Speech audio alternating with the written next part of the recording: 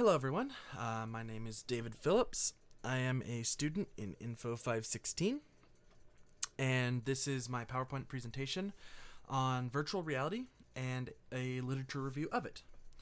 So with that being said, let's go ahead and jump right into it. So basically, as an introduction, for this assignment we were asked to find 8 papers and do a literature review of them. We were supposed to pick a topic in the HCI area, human-computer interaction by that, and I chose virtual reality. I've been looking into video games and how video games relate to health throughout most of my bachelor and master study, and so going in to do virtual reality I felt was kind of in my quota range. So I chose virtual reality as my topic. Virtual reality has a wide range of uses, so I didn't really want to narrow it down to just one specific area. So instead I decided to pick and choose different pieces of virtual reality study from all over and kind of see just where it was right now. The thing of finding articles within the past 5 years made this especially interesting because I can see like where recently it's been, and we can go forward from there. So it's been here for a while. Virtual reality's been being studied for about most of the 2000s and 2010s now, and now 2020s, this century. But it recently, in the past 5-10 years, it's been going skyrocketing in terms of like actually being studied and seeing where its uses are coming. Headsets are becoming cheaper to obtain, so more people can use them and more people can research them, and it's just be expanding at a wide rate, and it's so fascinating to look at. And then I want to talk about like where I think it's going here at the end. So let's just start off here. So paper 1 was augmented reality and virtual reality applied in dentistry, which was a paper written in 2018. And it's basically talking about how virtual reality can help in dentistry. So this is kind of a weird field because when you think of like virtual reality, yeah, you might think of like medical training, but a lot of people don't necessarily think of dentistry as being the main thing.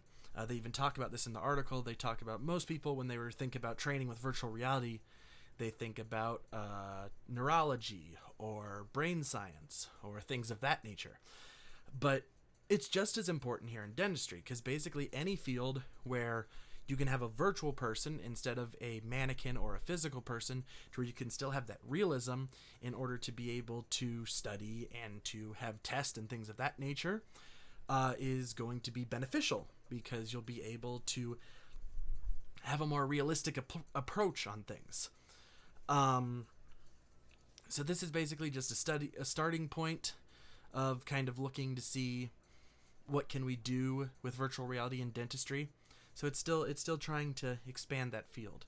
So I really think that this was a really interesting article about how virtual reality can be used with dentistry in order to train dentists and get them through the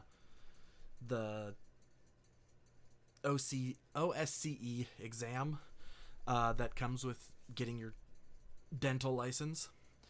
And yeah, it was just a really cool paper. And then next we have paper 2. So article 2, paper 2, was titled "The Impact of Virtual, Augmented, and Mixed Reality Technologies on the Customer Experience." So this was talking about how virtual reality can shape customer experience, because depending on how realistic things are and other things, that's what this EPI cube is for, which stands for interactivity, presence, and embodiment. So the different vertexes on this cube have to do with different types of technologies and how realistic they are and things like that. So this is talking about like let's be over here, like in vertex number 8, that's talking about virtual reality with haptic devices. So that has both maximum presence, embodiment, and interactivity for maximum realisticness. And they talk about the uses this could be used with customer experiences. So like you could decorate your living room just by putting on your headset and saying, okay, I want this couch there, I want this paint here. Or you could try on clothes by looking in a mirror in virtual reality while wearing whatever clothes. So you can just kind of do things without having to physically go to the store and test things out. And that's a pretty important kind of cool thing. So yeah, I think that this was a really cool analysis about how virtual reality can be related to customer experience. And I think in the future this is going to go forward, and it could be used for all kinds of things, because Walmart's already using virtual reality to train their employees in customer service. So how long is it going to be until we're using that to try on clothes in Walmart? It may not be that long at all. And I think that's really interesting. It's just such a cool field. So paper 3 is called Improvement in Balance Using a Virtual Reality-Based Stepping Exercise, a random controlled trial involving individuals with chronic stroke. So this one is more of a specified area, but it's really cool. So this was a study having to do with the balance of people who have chronic stroke. So using the Berg Balance Scale, which is a test having to do with how good your balance is, like how much weight you're putting on each foot, every step, and things like that, they were able to test victims of chronic stroke, and then they had one group basically just go through normal therapy and one group go through virtual reality therapy. And the virtual reality therapy people actually wound up having much better balance than the traditional therapy people by the end of the course of the experiment. And I think that's really awesome that something as simple as a head-mounted box was able to help someone that has an issue like that so much, that this is it could be used for genuine medical things. And I really think that that's really cool, and I loved reading about this study, because it made me happy to know that we can use such a technology for so many different things that can help so many different people.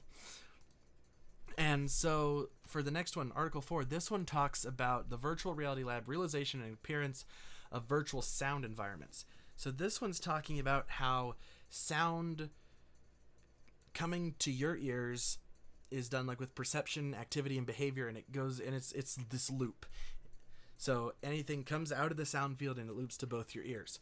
And now sometimes you'll have a device, which is a hearing aid or a cochlear implant or headphones in my case, that is a hearing device that can either hinder or increase your hearing. And so they were talking about, well, what if we used virtual reality with this to help people with like hearing problems? So basically what they did for this is they made it to where they could have closed systems, because one of the problems with sound field testing is you have interference from outside things. But with a virtual reality world, you can have very specific conditions, and that's one of the places where it's able to help out.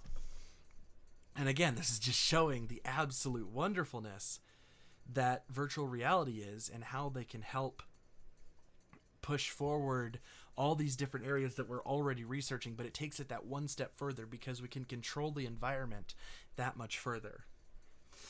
So moving on to Article 5, this is talking about human interaction in VR. So this is called Why and How to Use Virtual Reality to Study Human Social Interaction, the Challenge of Exploring a New Research Landscape. So it's right, and it's just in the title you can tell like this is talking about, this is a fairly new thing that we're still trying to research. Something that's only been researched for 20 years or less, that's still really new. And so it's why it's so exciting for me, because like we talk about research and things like that, but it's stuff that's been done for so long, and being able in my lifetime to be able to see something like this grow up it's just so cool to me. Sorry, I'm getting off topic here. But basically they go through and they talk about the current state of VR, where it can go, and the limitations. So they start out and they say, okay, so right now hardware wise, you have your head mounted displays, you have your augmented reality goggles or your smartphone, and you also have cave systems, which is essentially a room that has lots of projectors in it that make up the virtual reality environment, so you don't have to have the box on your head. So that's the hardware. And then they talk about software and basically say There's a lot of software, so instead they gave us this nice fancy chart that basically shows, I think my mouse shows up on screen, basically shows the different areas. So it's like anywhere interaction dynamics from no response to fully responsive, and the graphical realism from low to high.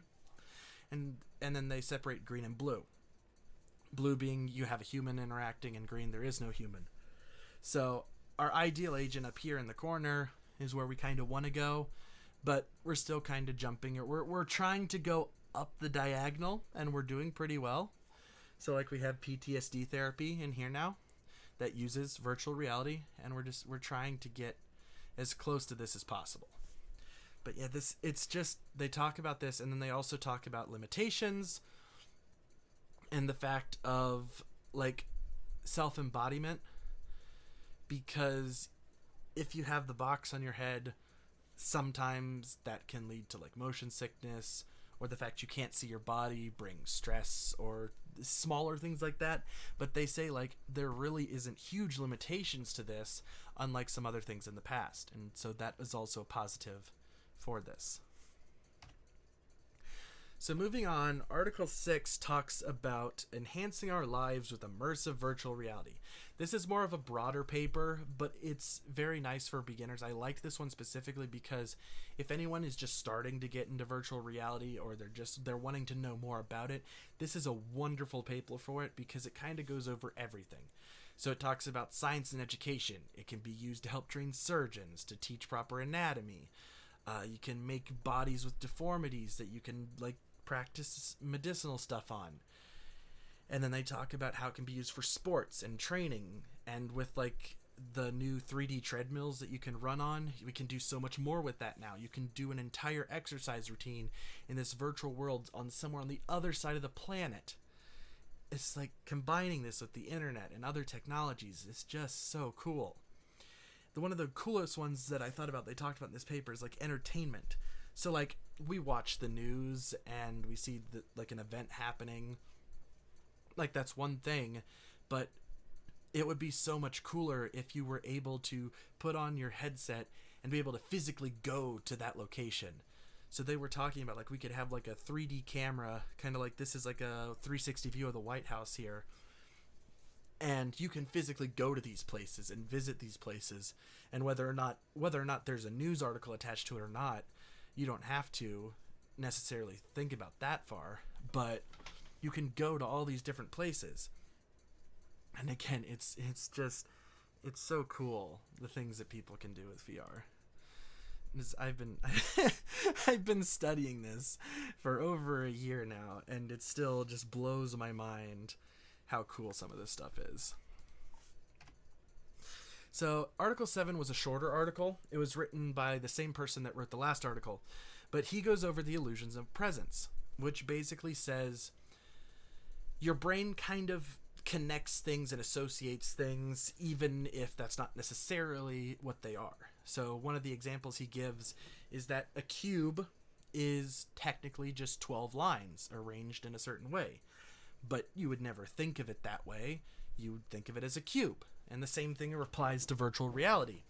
Is you're not in a completely different world, but your brain will say, you know what, this is fine. We're in a different world now.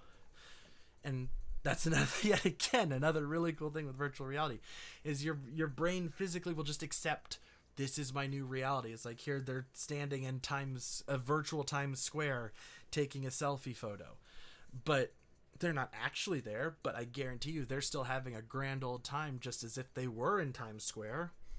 So it's really cool things like that. And then finally here we have Article 8, which is another medical one.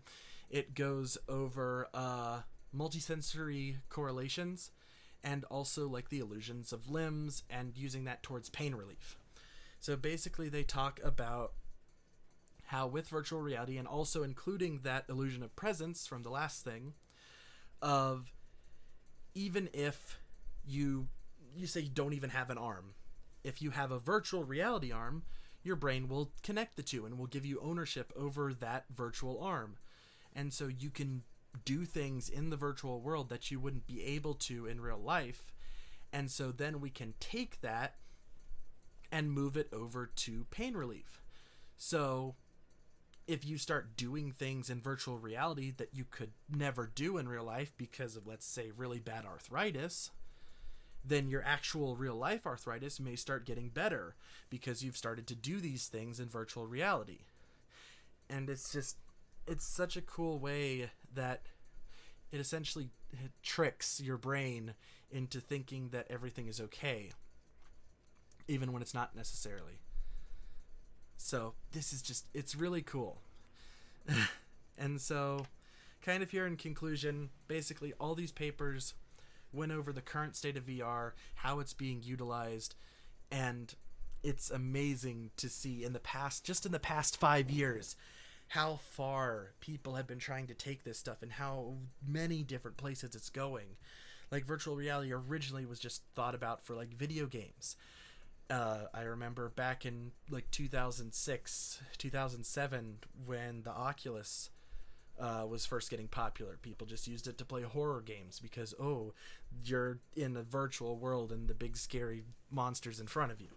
Like, yeah, but now it's being used for so many different things, helping people, like, be able to get over their pain, to being able to teach dentists and surgeons, to customer service, and just all these different things. And it's so amazing how far this is all going. So yeah, that is my article analysis of the current state of VR, and I hope you enjoyed my ramblings. Thank you very much for watching.